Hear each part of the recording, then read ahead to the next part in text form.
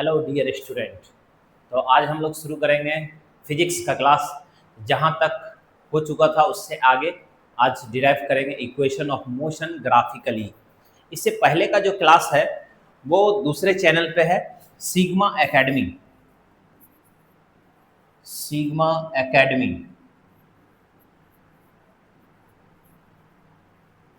Sigma academy channel पर है। लोगो भी यही है, बस इस चैनल का नाम सिग्मा एकेडमी साइंस है। वो जो चैनल है उस पर मैथ, संस्कृत या अदर इंग्लिश सब्जेक्ट होगा और इस पर ओनली साइंस करेंगे हम लोग। तो ध्यान दीजिए, आज का क्लास हम लोग शुरू करते हैं। बहुत ही ध्यानपूर्वक देखिएगा, बहुत ही इम्पोर्टेंट क्लास होगा ये। तो हम लोग वेलोसिटी टाइम ग्राफ तक पढ़ चुके हैं, वेलोसिटी टाइम ग्राफ समझ चुके हैं। ये उस चैनल पे लास्ट तक हुआ था। उस जो पिछला चैनल है सिग्मा एकेडमी, उस पर आप जाकर प्लेलिस्ट में देखिएगा, 9th फिजिक्स लिखा है, तो उसमें जाकर आप जरूर सभी जो सेशन है उसको देख लीजिएगा एक बार। तो आज हम लोग शुरू करते हैं, इक्वेशन ऑफ मोशन ग्राफिकली कैसे डिराइव करेंगे वो समझाने का कोशिश करेंगे। तो ध्यान दीजिए, एक ऑब्जेक्ट है जो कि स्ट्रेट पाथ को फॉलो कर रहा है। ध्यान दीजिएगा, ऑब्जेक्ट जो है वो स्ट्रेट पाथ को फॉलो कर रहा है और एक्सेलरेशन क्या है? कांस्टेंट है। एक्सेलरेशन कांस्टेंट है। ये टाइम इस और वेलोसिटी। मान लीजिए ऑब्जर्वर जो है कुछ समय तक ऑब्जेक्ट के मोशन को ऑब्जर्व किया, ए से बी तक ऑब्जर्व किया और उसका ग्राफ ड्रॉ किए हैं ए से बी तक। अब हम लोग इस और मान लीजिए T1 से ऑब्जर्वर जो है ऑब्जर्व करना शुरू किया और कब तक ऑब्जर्व किया? ये T2 तक ऑब्जर्व किया। T2 तक ऑब्जर्व किया। ए जो है इस वक्त जब T1 पर ऑब्जर्वर ऑब्जेक्ट को देखा तो इसका जो वेलोसिटी है वो u है। ये इनिशियल वेलोसिटी है जब ऑब्जर्वर ऑब्जेक्ट को देखा, और उस वक्त ऑब्जेक्ट का जो वेलोसिटी है उसी को क्या कहेंगे? Initial velocity. और इसको किससे रिप्रेजेंट करते हैं? u से रिप्रेजेंट करते हैं। और ऑब्जर्वर जो है वो b तक ऑब्जर्व किया है ऑब्जेक्ट के मोशन को, और b तक ऑब्जर्व किया है, और b जो T2 टाइम है इस वक्त वेलोसिटी क्या था? तो v था। और हम लोग v से फाइनल वेलोसिटी को रिप्रेजेंट करते हैं। एक चीज ध्यान में रखिएगा, ऑब्जेक्ट जो है ये स्ट्रेट पाथ को फॉलो कर रहा है और एक्सेलरेशन कांस्टेंट है। एक्सेलरेशन कांस्टेंट है इसलिए तो ये स्ट्रेट लाइन दिख रहा है। ये जो ग्राफ है स्ट्रेट लाइन क्यों है? क्योंकि एक्सेलरेशन कांस्टेंट है। ये सभी जो बेसिक टर्म है ये सभी बताया गया है। आप निश्चित ही उससे पहले का सेशन जरूर देखिएगा। ध्यान दीजिए, ये इस लाइन को थोड़ा सा एक्सटेंड कर लेते हैं, पैरेलल टू एक्स एक्सिस है, और सी ये डी पॉइंट है और ये ई पॉइंट है। तो सबसे पहले तो हम लोग ये समझ ले, जो वेलोसिटी टाइम ग्राफ है इसका जो स्लोप है वो क्या देगा? Acceleration. Slope of velocity time graph gives acceleration, acceleration देगा। तो हम लोग लिखेंगे acceleration equal to slope of graph. Slope of graph, acceleration को a से रिप्रेजेंट कर लेते हैं। स्लोप ऑफ ग्राफ, स्लोप क्या है? तो टेन थीटा को ही स्लोप कहते हैं, टेन थीटा। अब ध्यान से देखिए, एक्सेलरेशन इक्वल टू हम लोग लिखेंगे, सबसे पहले टेन थीटा समझ लेते हैं क्या। बहुत ही आसान और नॉर्मल चीज है, कोई बहुत बड़ा टफ चीज नहीं है ये टेन थीटा। जैसे मान लीजिए कोई राइट एंगल ट्राइंगल है, ये जैसे एक राइट एंगल ट्राइंगल है ए बी सी, और बी पे राइट एंगल है और सी एंगल कंसीडर कर रहे हैं, तो टेन क्या होगा? टेन क्या है? तो दो साइड का रेशियो है। राइट एंगल ट्रायंगल में दो साइड का रेशियो है। किस दो साइड का रेशियो है? तो परपेंडिकुलर और बेस का रेशियो है। किसका रेशियो है? परपेंडिकुलर और बेस का रेशियो। बहुत ही आसान चीज है। टेन क्या है? तो राइट एंगल ट्रायंगल में दो साइड का रेशियो परपेंडिकुलर और बेस, इसको आसान बनाने के लिए इस तरह से समझा रहे हैं, बहुत ही आसान है ये। यहाँ पे थीटा ये एंगल है, ये थीटा है इस जगह पे। जब थीटा इसको लेंगे तो इसके अपोजिट वाला ए बी जो है ये परपेंडिकुलर है और बी सी जो है ये बेस है। तो टेन थीटा का मतलब क्या होता है? परपेंडिकुलर और बेस का रेशियो। तो यहां भी वही बात होगा टेन थीटा। तो ध्यान से देखिए यहां पर क्या ट्रायंगल फॉर्म हुआ है, ए बी सी। और ए बी जो है ये एक्स एक्सिस के साथ, ये जो एक्सिस देख रहे हैं आप, इसके साथ जो एंगल बनाएगा उसी को हम लोग क्या कहेंगे? Slope of graph. यदि इसको थोड़ा एक्सटेंड कर लें, यदि हम एक्सटेंड कर लें इधर, तो एंगल जो एक्स एक्सिस के साथ बनाएगा वो मान लीजिए थीटा है, तो यही स्लोप है और यही टेन थीटा हम फाइंड करना है हम लोगों को। तो जो एंगल ये थीटा है वही एंगल ये भी होगा बाय क्रॉसपोंडिंग एंगल, क्योंकि ये दोनों लाइन तो पैरेलल होगा, दोनों ही एक्स एक्सिस के पैरेलल है और ये ट्रांसवर्सल लाइन, तो दोनों इक्वल होगा बाय क्रॉसपोंडिंग एंगल। तो यहाँ लिख देते हैं थीटा इस तरह से। अब ध्यान दीजिए टेन थीटा इक्वल टू क्या लिखेंगे? ये राइट एंगल ट्रायंगल है एबीसी और सी पे यहाँ पे राइट एंगल बन रहा है, और टेन थीटा क्या होता है? Perpendicular by base. तो परपेंडिकुलर यहाँ बीसी है और बेस एसी है, तो लिखेंगे बीसी बाय एसी। नेक्स्ट हम लोग लिखेंगे बीसी के जगह क्या लिखेंगे? सो ध्यान से देखिएगा बीसी के जगह क्या लिखेंगे। बीसी ये लेंथ हुआ, और ये कैसे फाइंड करेंगे? यदि मान लीजिए यूनिट लिए होते, यदि यूनिट लिए होते तो ये 1 यूनिट यहाँ पर लेते, 2 3 4 लिख देते एक बार को, 1 2 3 4 इस तरह से लेते, 1 2 3 4 इस तरह से। अब यदि पूछते बताइए ये कितने यूनिट का है, तो कैसे बताते आप? तो 2 से 3 1 और 1 2 यूनिट का है। और ये कैसे जान पाए 2 यूनिट का है? तो ये पूरा जो है ये कितने यूनिट का है? 4 यूनिट का। और उसमें से कितना यूनिट माइनस कर लिए हैं? 2 यूनिट। तो 4 में से जब 2 यूनिट नीचे वाला माइनस किए तो ये पता चल गया, और ये कितना है? 2 यूनिट का। तो ठीक उसी तरह से बीसी कितने यूनिट का होगा? तो ये जो ओरिजिन है यहां से लेकर इस पॉइंट तक ये टोटल भी यूनिट है। भी कितना है? भी। और यहां से लेकर यहां तक कितना यूनिट है? यू। तो हम लोग पूरे भी में से माइनस कर लेंगे किसको? यू को। ये पूरा भी है, भी में से किसको माइनस कर लेंगे? यू को माइनस कर लेंगे। तो क्या मिल जाएगा? बीसी मिल जाएगा। बीसी मिल जाएगा। क्या मिल जाएगा? बीसी मिल जाएगा। तो भी माइनस यू। तो बीसी के जगह क्या लिखेंगे? भी माइनस यू। बहुत ही आसान है। एसी के जगह क्या लिखेंगे? ध्यान से देखिए उसी तरह से। एसी ये हुआ, अगर मान ले ये ओ है तो एसी किसके बराबर होगा? डीई के बराबर होगा। और डीई कैसे मिलेगा? तो ओई में से ओडी को माइनस कर लेंगे, पूरे में से इस ओडी को माइनस कर लेंगे। OE जो कि T2 यूनिट का है, और OD जो कि T1 यूनिट का है। इस तरह से acceleration equal to final minus initial velocity. ये इनिशियल वेलोसिटी है और ये फाइनल वेलोसिटी है, और ये टाइम चेंज है। मान लेते हैं टी टाइम में ये वेलोसिटी में चेंज आया है, तो एक्सेलरेशन इक्वल टू क्या हो जाएगा? v minus you by T. और इसको थोड़ा रीअरेंज करें, टी को इस ओर लाएंगे तो a t equal to v minus u, और माइनस यू को इस ओर ले आए तो ये प्लस यू हो जाएगा, u plus a t equal to v. और यही तो है फर्स्ट इक्वेशन ऑफ मोशन, और ये ग्राफिकली हम लोग प्रूव कर लिए फर्स्ट इक्वेशन ऑफ मोशन। अब हम लोग सेकेंड जो इक्वेशन है उसको प्रूव करेंगे। तो ध्यान दीजिए सेकेंड इक्वेशन को हम लोग प्रूव करते हैं। ठीक उसी तरह से ग्राफ ड्रॉ कर लेते हैं तेजी से हम लोग। सबसे पहले तो ग्राफ ड्रॉ कर लेते हैं। सेम ग्राफ ड्रॉ करेंगे। ए से बी तक किसी ऑब्जेक्ट के मोशन को ग्राफ पे रिप्रेजेंट किया गया है। ये t1 टाइम है और ये t2 टाइम है। u और ये v। इस तरह से इसको लिख लिया। अब इसको थोड़ा एक्सटेंड कर लेते हैं, एक्सटेंड कर लिए हैं। ये मान लेते हैं C है, D है और ये E है। चलिए इसको भी लिख लिए हैं अब।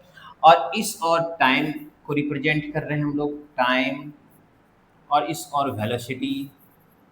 ध्यान रखिएगा ऑब्जेक्ट जो है ये स्ट्रेट पाथ को फॉलो कर रहा है, एक्सेलरेशन जो है वो कांस्टेंट है, इसलिए ये स्ट्रेट लाइन दिख रहा है। चलिए अब हम लोग सबसे पहले समझेंगे area enclosed under velocity time graph and x axis gives distance cover by object. ध्यान दीजिएगा, area under velocity time graph, ये जो ग्राफ है इसके और एक्स एक्सिस यानी इसके बीच का जो एरिया है वो क्या देगा, डिस्टेंस कवर बाय ऑब्जेक्ट। क्या देगा, distance cover by object. Slope क्या देता है, एक्सेलरेशन, और एरिया क्या देगा, डिस्टेंस कवर बाय ऑब्जेक्ट। और किसका एरिया, तो वेलोसिटी टाइम ग्राफ का, और किसका स्लोप, तो वेलोसिटी टाइम ग्राफ का। ध्यान रखना है इस बात को। ऑब्जेक्टिव में कभी कभार क्वेश्चन इस तरह का रहता है जो velocity, slope of velocity time graph represent acceleration, तो ध्यान रखना है इसको। सबसे पहले हम लोग अब यहां पे लिखेंगे area under VT graph equals to distance cover by object, distance cover by object. तो डिस्टेंस कवर बाय ऑब्जेक्ट को एस से रिप्रेजेंट करेंगे, और एरिया अंडर वीटी ग्राफ, तो एरिया किसका निकालना होगा, ए डी ई बी, इस पॉलीगॉन का एरिया निकालना होगा। Area of polygon A D E B, A D E B, इस तरह से। तो ठीक है, इसका एरिया हम लोग फाइंड करते हैं। देखिए S इक्वल टू, अब एरिया इस पूरे पॉलीगॉन का कैसे फाइंड कर सकते हैं, पहले इस ट्रायंगल का एरिया निकालेंगे और नीचे एक रेक्टेंगल है इसका एरिया ऐड कर देंगे तो इस पूरे पॉलीगॉन का एरिया आ जाएगा। तो लिखेंगे area of triangle ABC plus area of rectangle ADEC, ADEC। तो हम लोग फाइंड करते हैं इसका area. S equal to area of triangle ABC क्या होगा, half into base into height, half base, base क्या हो जाएगा ABC ट्रायंगल का, AC बेस ले लेते हैं, और हाइट क्या हो जाएगा इसका, तो BC इसका हाइट हो जाएगा, क्योंकि यहाँ पे तो परपेंडिकुलर होगा, तो BC क्या हो जाएगा, इसका हाइट हो जाएगा, BC लिख लिए। प्लस एरिया ADEC, रेक्टेंगल का एरिया क्या होता है, लेंथ इंटू ब्रेथ, तो ये लेंथ है और ये ब्रेथ है इसका, तो लेंथ इंटू ब्रेथ, लेंथ लिख लेते हैं DE और इंटू ब्रेथ AD। चलिए ये सब हो गया। अब आगे सॉल्व करते हैं हम लोग। S equal to 1/2 into AC के जगह क्या लिखेंगे, तो AC के जगह DE है, और DE कैसे फाइंड करेंगे, तो T2 minus T1, T2 minus T1, T2 minus T1, यानी change in time, change in time को T से रिप्रेजेंट कर लेते हैं। BC, BC इससे पहले वाले क्वेश्चन में भी फाइंड किए BC, BC क्या लिखेंगे हम लोग, V माइनस U, पहले वाले जो इक्वेशन डिराइव किए थे उसमें भी निकाले थे BC, कैसे निकाले थे BC, V माइनस U। तो चलिए ये हो गया, प्लस DE, DE क्या है, change in time, into AD, AD क्या है, U यूनिट का है, जीरो से लेकर ये U यूनिट, इसको O से प्रेजेंट करते हैं, ऑरिजिन है, U यूनिट का है ये। S इक्वल टू ये U इंटू T मल्टीप्लाई करके पहले लिख लेते हैं, UT plus 1/2 into T into, अब देखिए V माइनस U के जगह क्या लिखेंगे, ध्यान से देखिए। फर्स्ट इक्वेशन हम लोग ड्राइव कर चुके हैं v equal to u plus a t. अब यहां पर हम लोग u को इस ओर लाएंगे तो v minus u equal to क्या लिख सकेंगे, ए टी। तो ये जो वैल्यू है इस जगह पे रखना है v माइनस यू के जगह पे। v माइनस यू के जगह पे क्या रखेंगे, ए टी, क्योंकि v माइनस यू किसके इक्वल है, ए टी के इक्वल है। तो यहाँ v माइनस यू के जगह क्या लिखेंगे, a t. s equal to u t plus half a पहले लिख लेते हैं और ये t इंटू टी मल्टीप्लाई कर होकर क्या हो जाएगा, टी स्क्वायर। तो ये सेकंड इक्वेशन है you t plus half A T square. तो इस तरह से सेकंड इक्वेशन भी डिराइव हो गया। थर्ड इक्वेशन भी इतना ही आसान है। फिर से एक बार फिगर ड्रॉ कर लेते हैं। बार बार फिगर इसलिए ड्रॉ कर रहे हैं क्योंकि आप लोग के दिमाग में बैठ सके किस तरह से ये फिगर ड्रॉ करना है। ए बी ये ग्राफ है ऑब्जेक्ट के मोशन का t1 टाइम में और ये t2 टाइम है। इनिशियल वेलोसिटी, फाइनल वेलोसिटी, और ये ऑरिजिन, ओ से रिप्रेजेंट कर रहे हैं ऑरिजिन। ये सी है। चलिए हो गया, रिप्रेजेंट कर लिए हम लोग इस तरह से। फिर से दोबारा से वही सब करेंगे। Distance cover by object, distance cover by object equal to area under